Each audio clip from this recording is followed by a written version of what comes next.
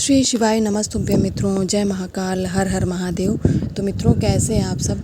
आशा करते हैं आप सब लोग बहुत अच्छे होंगे। मित्रों, हम सबको पता है कि आज 13 मई और आज ज्येष्ठ महीने के पहला मंगलवार, साथ ही में यह पहला मंगलवार ही पड़ा है जिसे बड़ा मंगलवार के नाम से भी जाना जाता है। मित्रों, आज के दिन हम सरसों के तेल का दीपक लगाएंगे लौंग के साथ, जिससे आप जो भी मांगेंगे वह सभी आपको मिलेगा। यानी हमारी मनोकामनाओं, हमारी इच्छाओं को पूरा करने वाला दीपक हम सभी लोग अपने घर में जलाने वाले हैं।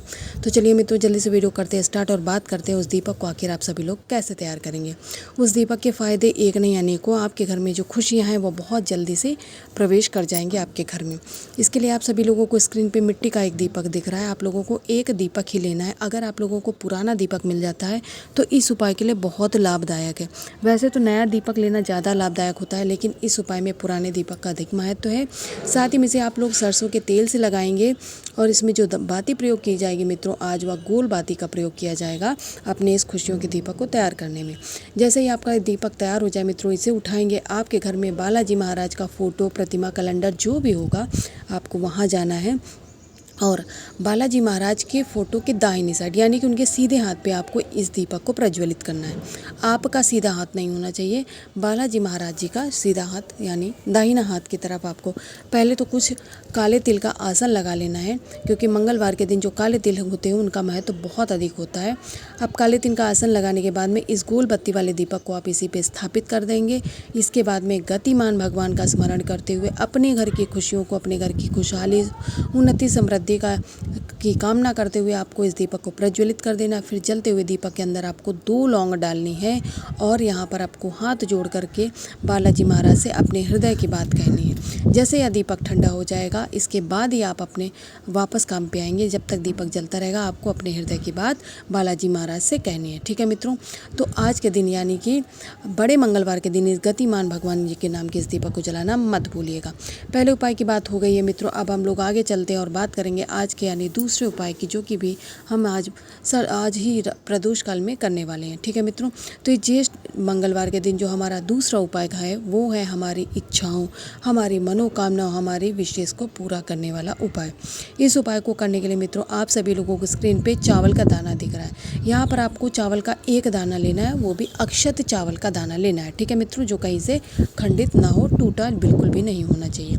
इस दाने को लेने के साथ ही में आप लोगों को एक कलश तैयार करना है अपने घर का, तांबे के लोटे में आपके अपने घर का जल और उसमें थोड़ा सा गंगा जल डाल के आपको इस कलश को तैयार करना है। इसके बाद में उस चावल के दाने को लेकर, इस कलश को लेकर के मित्रों, आप सभी लोग अपने आराध्य, अपने इष्ट देव, देवादिदेव महादेव भगवान शंकर के शिवलिंग के पास में जाएंगे। अब यहाँ पे उपाय को समझते हैं। देखिए, हमारे पास में एक अक्षत चावल का दाना है, जिसे आप सभी लोग महादेव जी के शिवलिंग के ऊपर समर्पित करेंगे गतिमान भगवान के नाम से।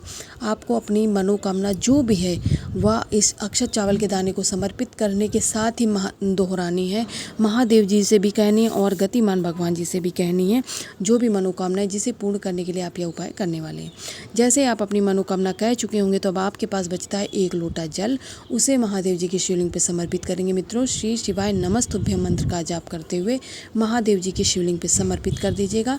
जैसे ही आप सभी लोग जलाधारी का जलाभिषेक करेंगे, अगर आपकी स्वेच्छा है तो जब उनकी शिवलिंग से जो जल गिरने लगे, थोड़ा सा जल अपने हाथ में लेकर उसका आप अपने नेत्रों पे लगाने से भी हमें बहुत फ़ायदे होते हैं। ठीक है मित्रों, तो यहाँ पर हम लोगों ने ज्येष्ठ महीने के दिन, मंगलवार के दिन करने वाले 2 उपायों की बात कर ली है। अब चलिए वीडियो में आगे हम बात करेंगे आज के अपने सबसे अंतिम और तीसरे उपाय की। मित्रों, जो हमारा आज का तीसरा उपाय है वह है आपके घर में हो रहे क्लेश, लड़ाई झगड़ों को समाप्त करने वाला उपाय। क्लेश होने के बहुत सारे माध्यम निकल आते हैं मित्रों। कभी बंदे के अंदर इतना एटीट्यूड होता है, कोई किसी से झुकना नहीं चाहता, हर कोई अपने आप को दूसरे से बलवान समझता है। ऐसे में लड़ाई झगड़े समाप्त ही नहीं होते। तो आपको क्या करना है, 2 लौंग लेनी है फूल वाली, ठीक है, जो कहीं से खंडित ना हो। साथ ही में मंगलवार का दिन है तो आप लोगों को काले तिल लेना है और यहाँ पर पूज्य गुरु जी ने 31 दाने लेने के लिए कहा, यानी कि उन्होंने गिनती बताई हुई। 31 दाने काले तिल के लेंगे, 2 लौंग लेंगे फूल वाली। इसके बाद में फिर से आप लोगों को तांबे का एक कलश तैयार करना है अपने घर का, जिसमें आप लोग अपने घर का शुद्ध जल और गंगा जल डालेंगे। ठीक है मित्रों, इस कलश को तैयार करेंगे और जो आपने लौंग ली है और काला तिल लिया है, उन तीनों चीज़ों को लेकर के अब फिर से आपको वही काम करना है। अपने आराध्य, अपने इष्ट देव, देवादिदेव महादेव भगवान शंकर के शिवलिंग के पास जाएंगे। अब यहाँ पे उपाय को समझते हैं। आपके पास में 2 लौंग है, उन दोनों लौंग को यहाँ पर माता अशोक सुंदरी के स्थान पे मित्रों समर्पित कर दीजिएगा। और इस बार नाम आपको लेना है गतिमान भगवान का नहीं, बल्कि उनके छोटे भाई यानी रतिमान भगवान जी का नाम लेना है और इन लोगों को समर्पित कर देना है। रतिमान भगवान से भी आपको हाथ जोड़ करके उस लड़ाई झगड़े को, जो घर का माहौल ख़राब कर रखा, उसके मन को शांति प्रदान करने की, यानी उसके ये जो लड़ाई झगड़े वाला स्वभाव है वह शांत हो जाए, ऐसी कामना करते हुए समर्पित कर दीजिएगा।